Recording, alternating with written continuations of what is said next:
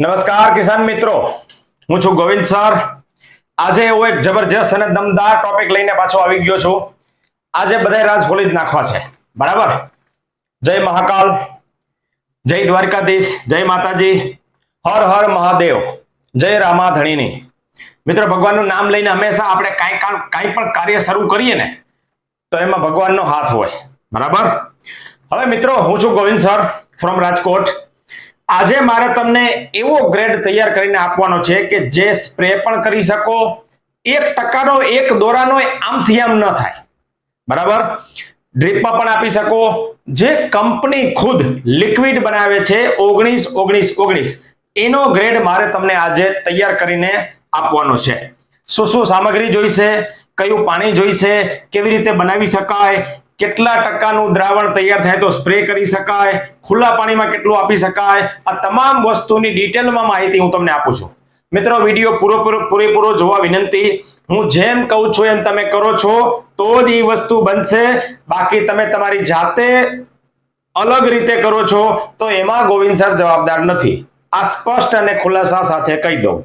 કારણ હું તમને કહું, યા તો તમને પૂરેપૂરી માહિતી ખબર હોવી જોઈએ, યા તો ઉપરવાળાની જેમ ભરોસો હોવો જોઈએ, બરાબર। બોડાણાનું ગાડું કોણ ચલાવે? આ રણછોડ રાય, બરાબર। હવે હું તમને સમજાવું।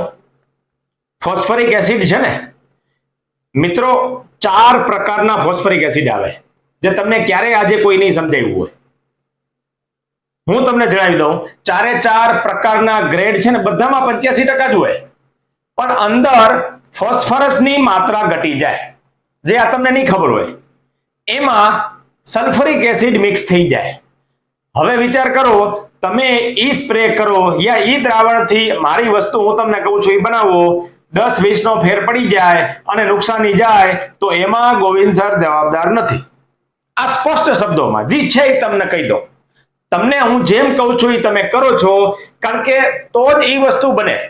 કારણ કે કેમિસ્ટ્રી લાંબી હોય, જો આ કેમિસ્ટ્રી તમને ખબર હોય તો તમારે કરવાની છૂટ, અને હું તો કહું છું કે આ વસ્તુ ક્યાંય પણ મળે તો લઈ લેવાની છૂટ, આપણને કોઈ વાંધો નથી। જ્યાં મળે ત્યાં, પણ કન્ડિશન એ છે કે આ વસ્તુ મળવી જોઈએ, એ ન મળે તો હું જવાબદાર નથી, કારણ કે ઘણી બધી કેમિસ્ટ્રી બદલાઈ જાય ભાઈ। હવે સમજો, 85% ફોસ્ફરિક એસિડ છે ને 4 પ્રકારના હોય, બહુ ધ્યાનથી સમજજો। આખું રાજ તમને ઇન્ડસ્ટ્રીનું ખોલી દો। આપણી પાસે ઓરિજિનલ વસ્તુ ક્યારે આવવા જ નથી દીધી, એટલે દુઃખ થાય। ફૂડ ગ્રેડ જે ડબલ ફિલ્ટર આવે, ફૂડ ગ્રેડ ઓરિજિનલ 85% જે અમે તમને પ્રોવાઈડ કરીએ છીએ, નીચે નંબર આપેલા છે ત્યાંથી, ઈ ફૂડ ગ્રેડ ઓરિજિનલ પ્રોડક્ટ છે, બરાબર। ઈ ક્યાંય પણ મળતું હોય ઈ જ લેવાનું છે, ઈ જ દ્રાવણ તૈયાર કરવા માટે જરૂર પડશે, બરાબર, કારણ કે એમાં ઘણો બધો ફેરફાર થઈ જાય। હવે એના પછીનો ગ્રેડ આવે છે ઇન્ડસ્ટ્રીયલ ગ્રેડ, જે ઇન્ડસ્ટ્રી માટે વપરાતો હોય, એ ફૂડ ગ્રેડ હોય નહીં, એમાં 10% બીજું મિશ્રણ હોય, બરાબર, ધ્યાનથી સમજજો। પછી ત્રીજો ગ્રેડ આવે છે એનાલિસ્ટિક ગ્રેડ, બરાબર। આ સાડી ઉદ્યોગ છે યા બીજા કોઈ પણ છે, લોખંડની અંદરથી આ વસ્તુ બાદ કરીને બીજામાં કરવી હોય ત્યારે આ એનાલિસ્ટિક પહેલો ગ્રેડ એમાં લેબોરેટરીમાં ચેક થાય, આમથી આમ કરવા માટે વપરાય, બરાબર। અને ત્રીજો આવે છે એગ્રીકલ્ચર ગ્રેડ, જે ચોથો ગ્રેડ છે એ એગ્રીકલ્ચર ગ્રેડ છે મિત્રો। એની અંદર 30% મિશ્રણ આવે। હવે મને તમે વિચાર કરો જી, ક્યાં ઓરિજિનલ અને ક્યાં આ આખી ચેન્જ થઈ ગયું। એગ્રીકલ્ચર માટે આવે, અરે ભાઈ એગ્રીકલ્ચરમાં ક્યાંય નો હાલે ને ઈ જ નાખે છે આ। હવે તમે ઓલરેડી, તમને ખબર છે ઓરિજિનલ ફૂડ ગ્રેડ તમે ફોસ્ફરિક એસિડ લ્યો ને એમાં 31% મળે, 85% વાળું લ્યો ને ત્યારે ઓરિજિનલ એમાં 31% મળે। હવે તમે આ એગ્રીકલ્ચર ગ્રેડ લ્યો, બરાબર છે, કેટલું મળે તમને નહીં ખબર હોય, 22-23% જ મળે। મને કયો છે આ અર્થનો અનર્થ થઈ જાય, તમને રિઝલ્ટ ન મળે। મિત્રો, પાણી માટે મિત્રો કેટલી બધી બબાલ કરે છે ખેડૂતો, મને ક્યારેક આશ્ચર્ય થાય, સર તળાવનું પાણી કેમ નું હાલે, સર દારનું પાણી કેમ નું હાલે, સર નર્મદા કેનાલનું મીઠું પાણી છે કેમ ન ચાલે? અરે ભાઈ, ચાલતું હોય તો હું જ કહી દેત ભાઈ, પાણીની કિંમત કેટલી, ભલા માણસ તમે કાંઈક તો સમજો।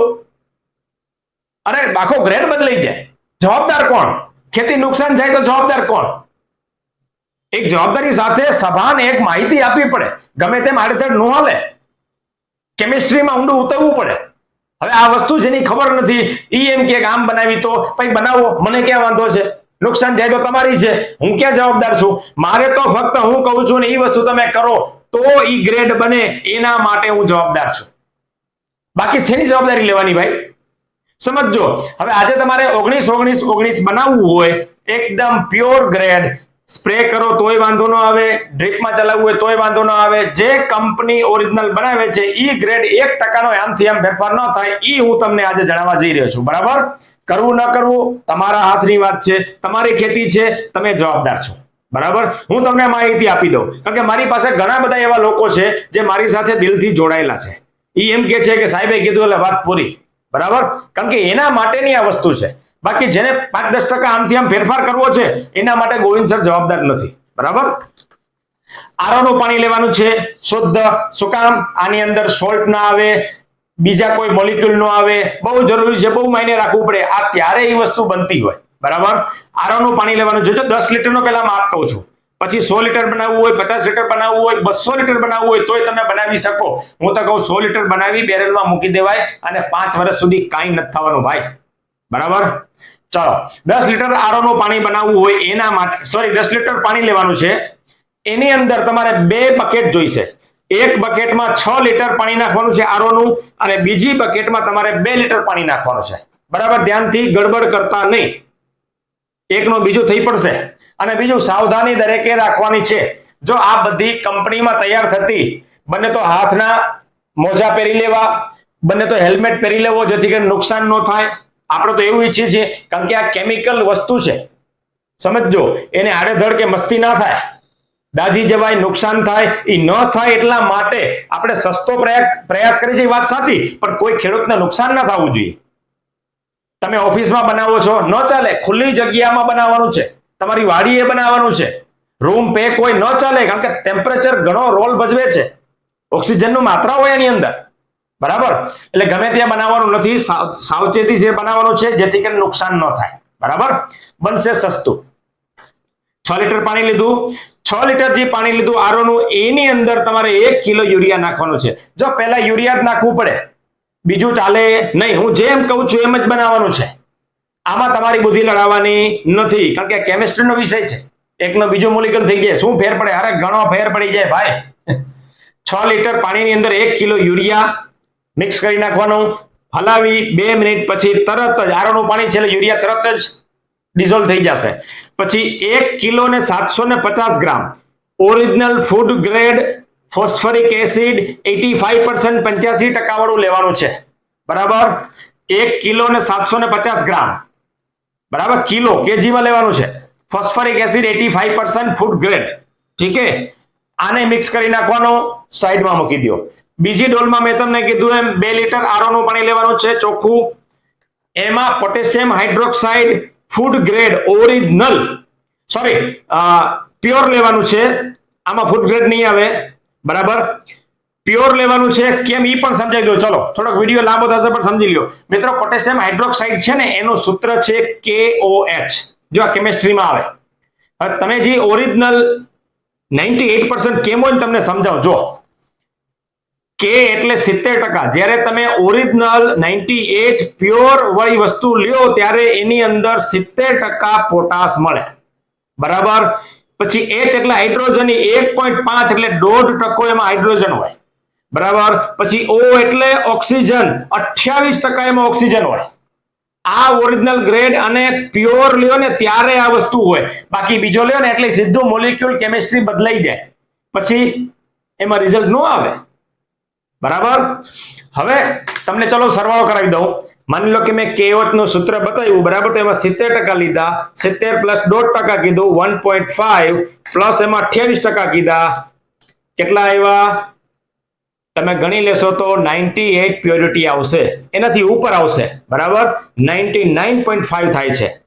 70 પ્લસ 1.5 પ્લસ 28 એટલે 99.5 થાય છે તમારી સામે. બરાબર, આ ઓરિજિનલ પ્યોર હોય ત્યારે આ વસ્તુ તમને બને. બાકી એનો ગ્રેડ તમે બીજો કોઈ પણ લઈ લ્યો ને, ચાઇના વાળું કે જે કાંઈ પણ, તો એમાં માત્રા વધારવી પડે. બને ખરા, ન બને એવું નથી, પણ એ કેટલા ટકા વાળું છે એ પ્યોરિટી તમારી પાસે હોય ત્યારે એમાં મોલિક્યુલ બદલાય, એમાં અલગ નાખવું પડે ત્યારે એ ગ્રેડ બને. બરાબર, ન મળે પોટેશિયમ હાઇડ્રોક્સાઇડ પ્યોર, જો મળતું હોય 98% પ્યોર, બરાબર, તો તમારે ગમે ત્યાં લઈ લેવાની છૂટ, આપણને કોઈ વાંધો નથી. પણ ન મળે તો તમારે કૈલાશ એગ્રોમાં નીચે નંબર આપેલા છે એમાંથી લઈ લેવાનું. મેં પેકિંગ પણ તમને બતાવી છે, બરાબર, અને ખાસ સાવધાની રાખવાની છે બનાવવા માટે. હવે આ 750 ગ્રામ તમારે લેવાનું છે. આ લઈ અને એમાં નાખવાનું છે અને પછી હલાવવાનું છે. એકદમ દ્રાવણ ગરમ થશે મિત્રો, 100 ડિગ્રી ઉપર દ્રાવણ તૈયાર થશે, ગરમ થશે. સમજો, આ બધી વસ્તુ કરવી પડે ત્યારે એ વસ્તુ થાય, બાકી થાય નહીં. આને હલાવી, હવે ભૂલ નથી કરવાની.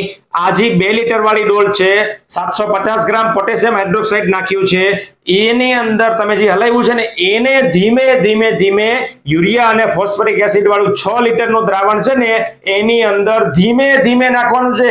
એક સાથે ન નાખતા, બ્લાસ્ટ થશે. ધીમે ધીમે નાખવાનું છે, ધીમે ધીમે, અને દંડેથી હલાવતું જવાનું છે. આ તમારું થઈ ગયું તૈયાર. 19 19 19 મેં તમને તમામ માહિતી આની અંદર આપી દીધી. કેટલા પ્રકારના ફોસ્ફરિક એસિડ હોય, કેટલા ટકા KOH મેં તમને કીધું, પ્યોરિટી ક્યારે આવે, બરાબર. હવે આને તમારે 8 કલાક પછી વાપરવાનું છે. આ તૈયાર થઈ ગયું, 8 કલાક મૂકી દેવાનું, પછી વાપરી શકો. બરાબર, 5 વર્ષ સુધી કંઈ થવાનું નથી, સેમ ગ્રેડ રહેશે, કોઈ પ્રોબ્લેમ નહીં આવે. ગમે એ બેરલમાં ભરીને મૂકી દો, બરાબર. અને માની લો કે તમને એમ થયું કે આપણે સ્પ્રે કરવો છે, તો 4 થી 5 મેં જે કીધું છે એને ગ્રેડ લ્યો તો એનું રિઝલ્ટ આવશે, તો પ્રોબ્લેમ નહીં આવે. બાકી હું જવાબદાર નથી, બરાબર, તમારી જવાબદારીથી બનાવવાનું. 4 થી 5 ml સ્પ્રે કરી શકાય, અને ખુલ્લા પાણીમાં ડ્રીપમાં આપવું હોય તો તમારે 4 થી 5 લીટર 1 એકરનો ડોઝ મેં તમને કીધું, બરાબર. આ રીતે તમારે 19 19 19 પેલા વાપરવું ક્યારે, સમાન વૃદ્ધિ કરવી હોય, વેજીટેટિવ ગ્રોથ પણ જોઈતો હોય, ફળ ફૂલનો વિકાસ પણ કરવો હોય, પોટાશની પણ માત્રા પૂરી કરવી હોય, ત્યારે આ ગ્રેડની જરૂર પડે. ત્રણેય વસ્તુ સરખી છે, 19 19 19 એટલા માટે આ ગ્રેડની જરૂર પડે. બરાબર, ક્યારે શું કરવું કેમ બધી માહિતી મેં તમને કીધી. જય દ્વારકાધીશ, જય માતાજી, જય મહાકાળ. મિત્રો શેર કરવાનું ભૂલતા નહીં. નવા લોકો હોય, જો હું તમને હજી ઘણી બધી વસ્તુ આપીશ, તમારે કદાચ ડીએપી બનાવવું હોય ને ઘરે તોય તમે બનાવી શકશો, ભલા માણસ, હું તમને આગળ જણાવી દઈશ, બરાબર. તમારે ઝીંક બનાવવું હોય વોટર સોલ્યુબલ તોય તમે બનાવી શકશો. બધી મારી પાસે ફોર્મ્યુલા માહિતી છે, પણ ધીમે ધીમે તમને કહેતો જઈશ. રેડી મિત્રો, ઘરે બનાવો, બહુ સસ્તું બનશે અને જબરજસ્ત ફાયદો થશે, રૂપિયા બચશે, કારણ કે બધાના ખાતરના ભાવ વધી ગયા છે. રેડી, જય દ્વારકાધીશ. મિત્રો હા, તમારે 100 લીટર બનાવવું હોય તો શું કરવાનું, કેવું દ્રાવણ લેવાનું, 19 19, બરાબર. બહુ ધ્યાનથી સમજજો, કહી દઉં, ભૂલ કરવાની નથી, બહુ સાવધાની રાખવાની છે. હેલ્મેટ પહેરી લેવાનું જેથી કરીને કંઈ નુકસાન થાય નહીં. હાથના હેન્ડમાં ગ્લોવ્સ પહેરી લેવાના, અને બીજાને કહેવાનું આગળ રહેવાનું, બરાબર. 2 બેરલ જોઈશે, 200 લીટરનું એક, બીજું એક બેરલ. જો 100 લીટર બનાવવું હોય તો 100 લીટર બનાવવું હોય 19 19 તો એનું માપ કહું છું, બરાબર. હું તો કહું 100 લીટર બનાવીને મૂકી દેવાય, વારે ઘડી લફ નહીં. પાણી આરોનું લેવાનું છે, શુદ્ધ પાણી આપણે પીએ છીએ ઈ આરોનું, બરાબર. 60 લીટર પાણી લેવાનું છે એક બેરલની અંદર. એની અંદર 10 કિલા તમારે યુરિયા નાખવાનું છે, હલાવી નાખવાનું. 2 મિનિટમાં યુરિયા પીગળી જશે, બરાબર. પછી તમારે 17.500 ગ્રામ એટલે 17 કિલા અને અડધો kilo phosphoric acid 85% food grade તમારે લેવાનું છે. એ લઈ અને ડિઝોલ્વ કરવાનું, કાંટાથી બરાબર માપ જોઈ લેવાનું, તો જ ગ્રેડ બને, બરાબર. 17.500 ફૂડ ગ્રેડ ફોસ્ફરિક એસિડ 85% લેવાનું છે. હલાવી 5 મિનિટ પછી મૂકી દેવાનું. હવે બીજા બેરલની અંદર તમારે 20 લીટર આરોનું પાણી લેવાનું છે, 20 લીટર્સ, 20 લીટર.